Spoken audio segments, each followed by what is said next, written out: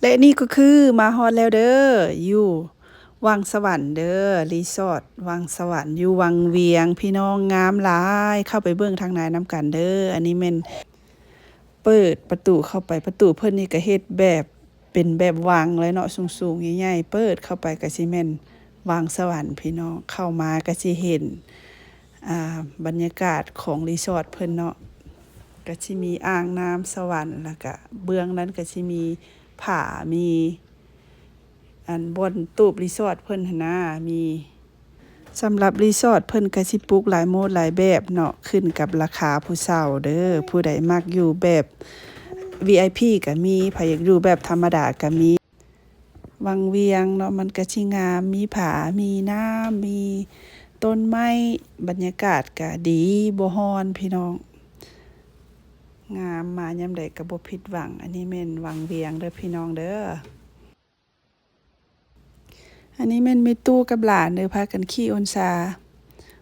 าอยู่ในรีสอร์ทเพิ่นเนาะรีสอร์ทวังสวรรค์เพิ่นตอนนี้พากันเอนจอยแฮงรีแลกซ์เนาะพาหลานมาเที่ยวมีตู้คำศรีมาได้ชงมั่งมาขี้สิงซ่าสวรรค์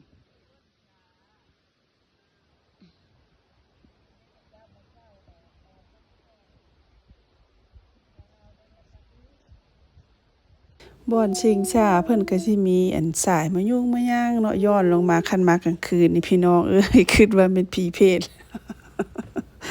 อันนี้ก็เว้าตลกซื่อๆเด้อผู้น่ะบ่อนวางเพิ่นนี่ก็ได้บรรยากาศนี่คือว่าอึมครึมน่ากลัวเด้อพี่น้องเด้อมันเป็นวังเด้เนาะมันคิดภาพเบิ่งหนังโบราณหลายเบิ่งหนังโบราณหลายคิดไปแนะนำว่าคันไปอย่าไปผู้เดียวเด้อเอาหมู่ไปนำอย่างขี้ร้ายต้อง3-4 คนเด้อมันจะค่อยบ่อนโดนผีหลอก อันนี้เขาเว้าหยอกซื่อๆเด้อเว้าตลกซื่อๆเด้อท้องพี่น้องท้องเต็มแล้วก็ไปเลาะต่ออันนี้แม่นแม่ค้าชาวขายเพิ่นมาขายของอยู่ของกินอยู่บ่อนอยู่ในสถานที่ท่องเที่ยวก็สิมีหลายอันหลายอย่างเนาะก็สิมีหมากไม้แล้วก็มีข้าวต้มขนมน้ำอ้อยมีเบิดทุกอันทุกแนวเนาะของอยู่ของกินมีหลายอันหลายอย่างเด้อเวลาเฮาย่างไปแม่ค้าเพิ่นก็จะฮ้องนำซื้อซอยบ่เอานี่บ่เอานั่นบ่ซี้นะก็จะประมาณนี้เนาะพี่น้องเนาะมีหลายอันหลายอย่างสะอ่อนมากไม้สดมากินอะไรอยู่วังสวรรค์มนดูดีมนดูดีมาแต่ไหนมาแต่วังสวรรค์โฆษณาเดียร่าได้ไงนะบ่ยอมนั่นเนาะม่วงก็บ่ยอมโอนเลยบอกให้เก็บเสียมันจะเนื้อสด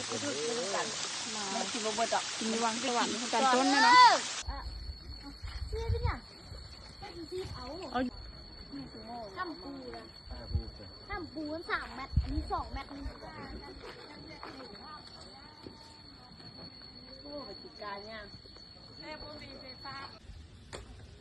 มีอนซาเด้อมีอนซามีคาเฟ่โอ้มีตู้ระลึกความหลังตอนนั้นอยู่ยังน้อยขี้อันยังน้อยขี้อนซามีตู้น่ะ